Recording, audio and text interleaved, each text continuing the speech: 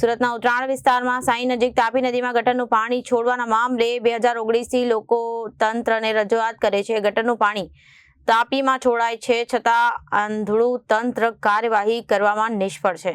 ગેરકાયદેસર કનેક્શનના માધ્યમથી ગટરનું પાણી સીધું તાપી નદીમાં છોડવામાં આવે છે। સુરતના ઉત્તરાયણ વિસ્તારમાં સાઈ નજીક તાપી નદીમાં ગટરનું પાણી છોડવાના મામલે 2019થી લોકો તંત્રને રજૂઆત કરે છે।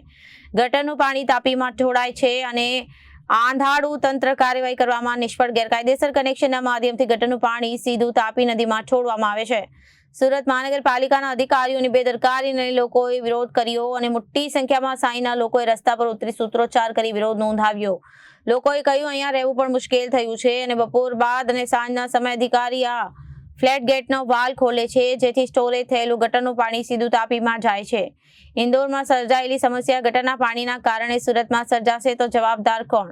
તાપી નદીને બચાવવા માટે અને ગેરકાયદેસર કનેક્શનના સામે કાર્યવાહી માટે લોકો રસ્તા પર ઉતર્યા।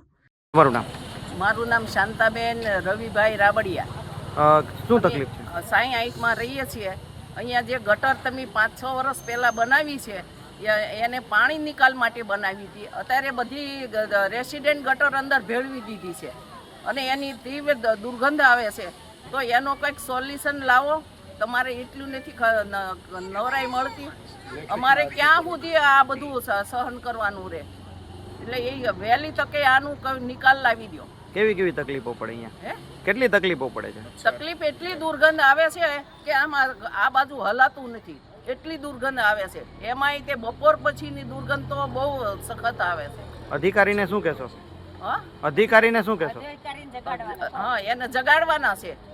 જો ઊંઘી ગયા હોય તો વહેલી તકે જાગો, નકર વોટ ઉઘરાવા આવશો ને તઈ તમને જગાડશું।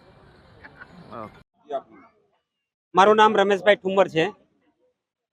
Surat Uttarayan TP scheme number 73ની અંદર વરસાદી પાણી માટેની જે ગટર બનાવવામાં આવેલી છે તેની અંદર ગેરકાયદેસર રીતે શોપિંગ દુકાનો તેમજ જાહેરાત બિલ્ડિંગો તેમજ રહેવાસીઓએ ગેરકાયદેસર ગટર જોડાણ કરેલ હોવાથી તે પાણી વરસાદી પાણીની જે પાઇપલાઇન છે એની અંદર એ જોઈન્ટ કરવામાં આવેલ છે ગેરકાયદેસર રીતે, અને તે પાણી તાપી નદીની અંદર વહે છે અને લાખો લીટર પાણી દરરોજનું વહે છે અને તાપીને દૂષિત કરે છે।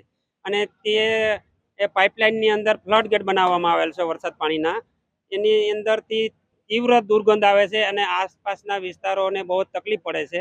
એના માટે અમે છેલ્લા 8 વર્ષ થયા 2019, 2023, 2026ની અંદર અમે અરજીઓ કાર્યપાલક ઇજનેર, કમિશનર અને કલેક્ટર સાહેબને આપેલી છે। તેમ છતાં અત્યાર સુધીમાં કોઈ પણ જાતનો આનો ઉકેલ લેવામાં આવેલો નથી। તો આ દૂષિત થતી તાપી નદીનો જે ઇન્દોર જેવી ઘટના ન બને તે માટે અમે વિનંતી કરીએ છીએ અને તીવ્ર દુર્ગંધ અને જે દૂષિત તાપી થાય છે તેને તાત્કાલિક ધોરણે દૂર કરવું જોઈએ એવી અમારી વિનંતી છે। Reporter Arvind Rathod, Janadesh news, Surat.